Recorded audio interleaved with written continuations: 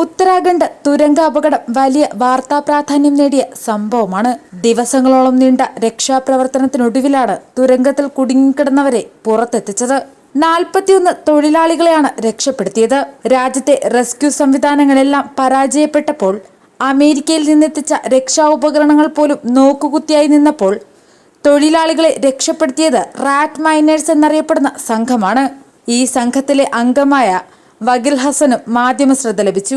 രാജ്യം മുഴുവൻ ഉറ്റുനോക്കിയിരുന്നപ്പോൾ 26 മണിക്കൂർ കൊണ്ട് കുടുങ്ങിക്കിടന്ന മുഴുവൻ തൊഴിലാളികളെയും രക്ഷിക്കുവാൻ വക്കീൽ ഹസന്റെ ടീമിന് കഴിഞ്ഞു. പ്രധാനമന്ത്രി നരേന്ദ്രമോദി മുതൽ ഷാരൂഖ് ഖാൻ വരെ ഇവരെ പ്രശംസ കൊണ്ട് പൊതിഞ്ഞു.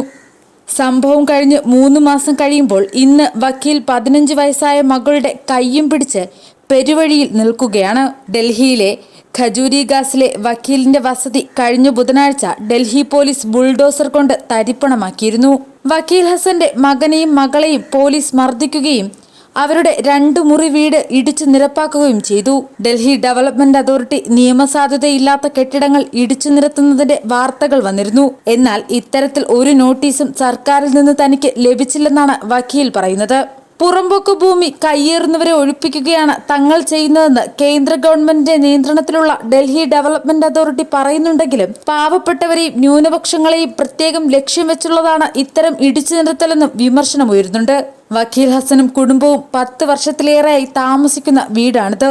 2016 ഇത്തരത്തിൽ ഡൽഹി ഡെവലപ്മെന്റ് അതോറിറ്റി ഉദ്യോഗസ്ഥർ വക്കീലിന്റെ വീട് പൊളിക്കാനെത്തിയിരുന്നു. അന്ന് ഇദ്ദേഹവും ഇദ്ദേഹത്തിന്റെ അയൽക്കാരനും കൂടി 8 ലക്ഷം രൂപയാണ് കൈക്കൂലിയായി നൽകിയത്.